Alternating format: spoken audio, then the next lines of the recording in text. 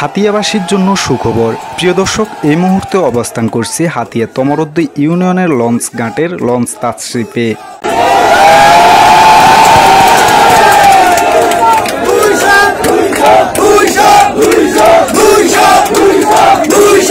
হাতিয়া থেকে ঢাকা যাতায়াতের লঞ্চের অতিরিক্ত ভাড়া সংস্কার করছে হাতিয়া বৈষম্য বিরোধী ছাত্র আন্দোলন। এখন থেকে নির্ধারিত নিয়মে প্রাপ্ত ভাড়া নেওয়া হবে। অতিরিক্ত ভাড়া এবং হয়রানি কোনোভাবেই চলবে না। হাতিয়ায় কাজ করছে বৈষম্য বিরোধী ছাত্র আন্দোলন। লঞ্চ কর্তৃপক্ষের সাথে কথা বলে হাতিয়া টু ঢাকা যাতায়াতের লঞ্চ ভাড়া নির্ধারণ করেছে বৈষম্য বিরোধী ছাত্র আন্দোলন।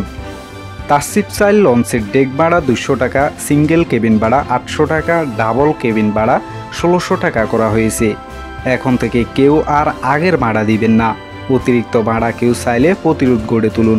লঞ্চ ঘাটে কোনো প্রকার অনিয়ম এবং হয়রানির শিকার হলে সাথে সাথে হাতিয়া বৈষম্য বিরোধী ছাত্র আন্দোলন টিমকে জানাবেন।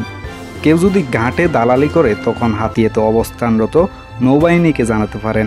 দেশ যখন স্বাধীন তখন ছাত্র এবং জনতা মিলে সংস্কার করছে দেশের অনিয়মের।